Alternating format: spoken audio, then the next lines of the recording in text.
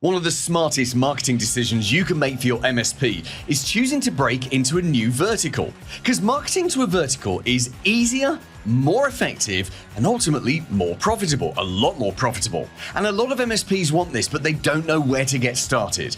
So let's talk right now about how to enter any vertical you like and get traction quickly and easily.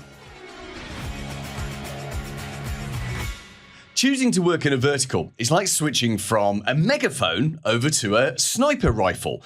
Most MSPs marketing sends a pretty generic message, something like, we help businesses of all sizes, any kind of business, with their IT, which is very lovely and friendly, but also utterly forgettable. Vertical focus marketing says, we help dental practices eliminate downtime, secure patient records, and keep imaging systems running smoothly. And suddenly, with a message like that, you're relevant, you're specific, and you sound like someone who understands that exact person that you're talking to. The thing is that humans, we respond to familiarity. Prospects respond to relevance. Marketing responds to focus. So when you pick a vertical, your story becomes sharper, your audience becomes easier to find, your content becomes dramatically better, your conversion rates jump, and you instantly differentiate from every generalist MSP around you. And this is especially true in professions like accountants, lawyers, dentists, like I was just saying, medical clinics, and manufacturers, because these groups all share similar software, compliance concerns, workflows, frustrations, and even buying psychology. This is marketing heaven. I'm interrupting myself to ask, have you got your free copy of my MSP marketing map? It's a physical wall planner that I'll send to you in the mail, and it shows you a route to improve your marketing. In fact, there are 36 smart marketing actions to take you from 0 leads to new clients. If you want a free copy, go to mspmarketingedge.com/planner, or better still, scan the QR code. But how do you actually break into one? Let's get into the practical stuff. There are 3 phases to entering a vertical. First, understand the vertical. Next, build the assets and the messaging. And then thirdly, build the audience. So let's do phase 1, understanding the vertical. This is kind of like the homework phase. And it's also where most MSPs skip straight ahead to the marketing and you kind of miss out on all the prep work. So please do this bit. To break into a new vertical, you must first understand the software that they use, the regulations that they're bound by, and then maybe even that they fear, and the workflows that frustrate them. You've got to understand the downtime disasters that could ruin their day, the KPIs that they care about, the conferences they attend, the associations that they belong to, the influencers they listen to, and the language they use. If you talk their language, even just 70% of it, you instantly feel to them like you're one of them. And no, you don't need decades of experience in their vertical. You just need curiosity, a bit of research, a handful of conversations, and the ability to turn what you've learned, your insight, into content for them and to adapt your conversations to take all of it into account. Because once you understand their world, you're ready for phase 2. Which is building up your assets and your messaging. And the question I always get from MSPs on this is, Paul, should I have a page on my website or should I have a whole separate website? Well, my recommendation for this is to start simple. So yes, you begin with a single vertical specific page on your main website. Don't go building 17 new websites before you even know whether or not the vertical is going to respond to you. So your vertical page on your existing site should include a really clear headline which says, something simple like IT support for dentists in town or in region. But make sure you reflect the pains they feel, the outcomes they want, the software that you support, and you can name it specifically. If there's like 3 or 4 big software pieces, packages that they use, then name the 2 or 3 of them that you know you can work with. There should also be some case studies if you have them, or if you don't have them, perhaps some testimonials from other clients. Ideally, it should be clients within that vertical. That's something just to kind of go back and fill in when you start working with somebody in that sector. And then what you can do, regardless of whether you yet got vertical clients or not, is a short video of you talking directly to that vertical. And of course, a very strong call to action. The call to action that works best right now is for them to book a 15-minute call with you in your live calendar. So this page becomes your home base, and a separate website is the next thing that you do, but you only do that when the vertical responds, when you're getting some traction, when you've got at least a couple of clients in it.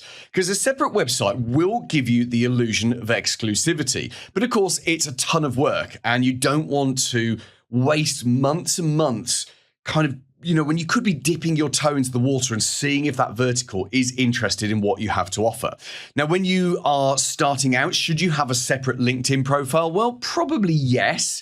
I mean, I know that LinkedIn hates duplicate profiles, and it's hard to build up a whole new LinkedIn profile from the get-go. But if you've got kind of your general LinkedIn profile now, it makes sense to start a second profile that's aimed directly at the vertical that you really want to speak to. And make sure that's got, positioning content in there that talks directly to that vertical, right down to your headline in your profile saying that you're doing IT for, let's say, dentists in region, something like that.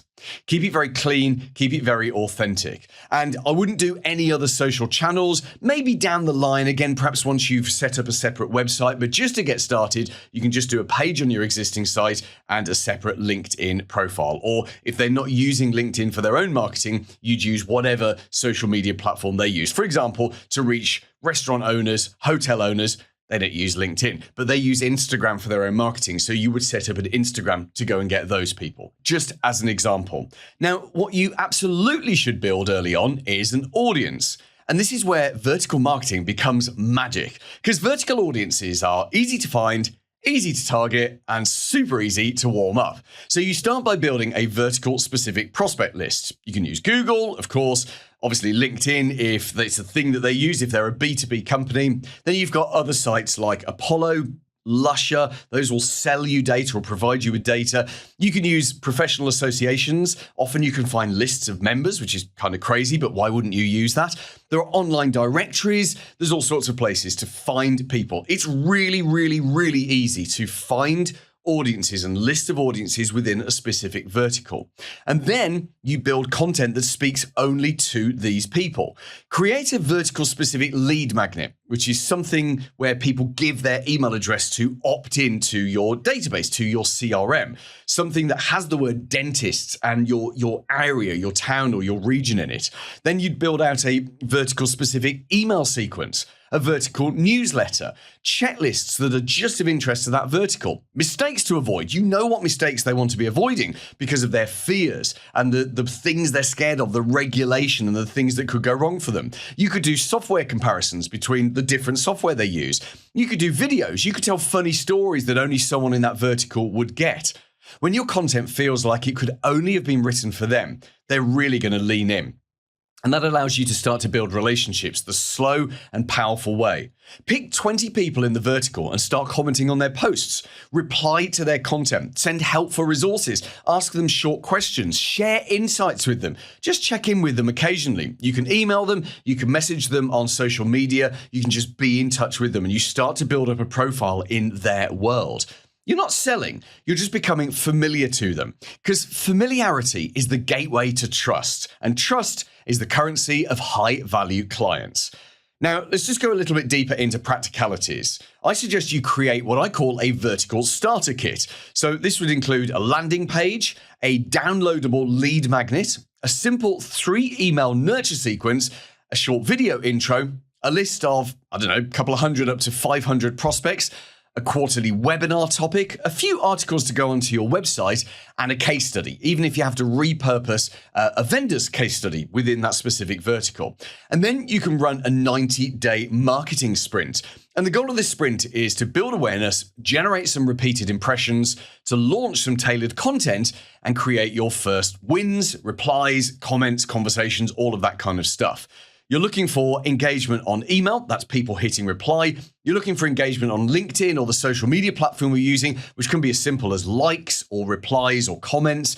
You're looking for webinar signups, and you're looking for time spent by people on your vertical page or your micro website if you've built one.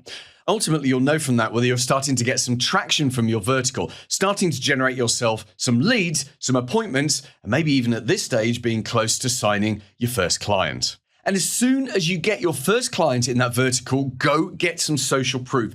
interview that client, interview them over a video call, or better still, in real person with a camera. Because once you've got a video interview, you can then repurpose that down into a written case study, a testimonial. You can ask them permission to use it as a review, but always start with a video testimonial. You can use that in a number of different ways to help prove your credibility to other people like them. That's the beauty of a case study, a video case study within your chosen vertical. And finally, I recommend that you make a mental commitment to stay in that vertical long enough. So a lot of MSPs, they kind of try out a vertical and give up after 3 months, which is nuts, right? Because vertical marketing works, but it takes time. I mean, how long does it take you to win a new client anyway? You might meet someone today that doesn't sign up with you for, I don't know, like a year or 2 years. So how can you judge whether or not a vertical works for you in just 3 months? You can't do that. Give it 6 months to get traction, 12 months to get a reputation, maybe even 24 to 36 months to become the MSP for that vertical. Most MSPs don't fail at vertical marketing, they fail at sticking with the vertical marketing. So you need focus, relevance, patience, consistency, and of course, content that makes people feel understood. When you get this right, something amazing happens. You stop chasing leads, and the leads start finding you. Breaking into a vertical isn't hard, it's just deliberate. So pick a vertical, build relevance, build assets, build an audience, and stick with it long enough to see the magic happen. Paul Green's MSP Marketing Edge.